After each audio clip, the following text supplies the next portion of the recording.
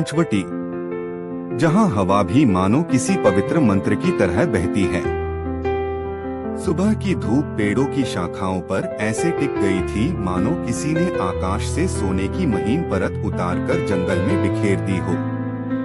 शांत वातावरण में सिर्फ नदी की मुलायम कलकल थी और पक्षियों की धीमी गूंज।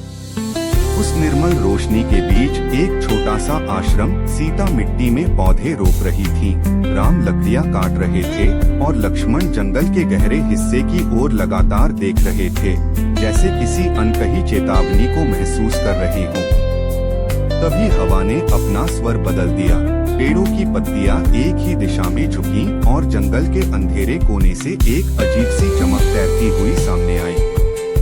वह प्रकाश धीरे धीरे पास आता गया और रूप लिया एक स्वर्ण मृग का। उसका शरीर मानो सोने से गढ़ा गया हो, आंखें पिघले चांद जैसी और चाल इतनी मोहक कि समय भी ठहर जाए। सीता उस दृश्य में खो गई और धीरे से बोली, प्रभु यह कितना सुंदर है। इसे देखकर मन जैसे मंत्रमुग्ध हो गया। राम ने गहरी सांस ली और बोले, सीते, कभी कभी सुंदरता सबसे बड़ा छल भी होती है। पर सीता की नजर उस मृग से हट नहीं सकी। दूसरी ओर लक्ष्मण ने अपने भीतर एक कंपन महसूस किया, मानो यह चमक किसी अनदेखे तूफान का पहला संकेत हो। वह फुसफुसाया, दादा, इस मृग के पास साधारण प्राणी की ऊर्जा नहीं, कुछ और ही है। उसी पल जंगल की हवाएं थम गई, पक्षी अचानक उड़ गए और पूरा पंचवटी क्षण भर के लिए स्तब्ध हो गया, जैसे प्रकृति खुद कह रही हो कि कुछ बड़ा होने वाला है। स्वर्ण मृग एक छलावे की तरह आगे बढ़ा, फिर पीछे मुड़कर देखने लगा, जैसे किसी को अपने पीछे बुला रहा हो। सीता की आवाज कांप गई, नाथ, इसे ले आइए। ऐसे सुंदर प्राणी को देखकर मन में शांति आती है। राम ने लक्ष्मण की ओर देखा।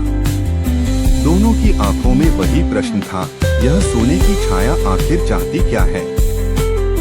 पर फिर भी राम ने धनुष उठाया।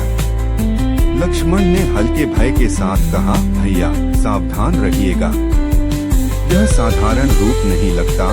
राम मुस्कुराए, लक्ष्मण, सत्य का मार्ग कभी भय से नहीं रुकता। वह मृग के पीछे चल दिए।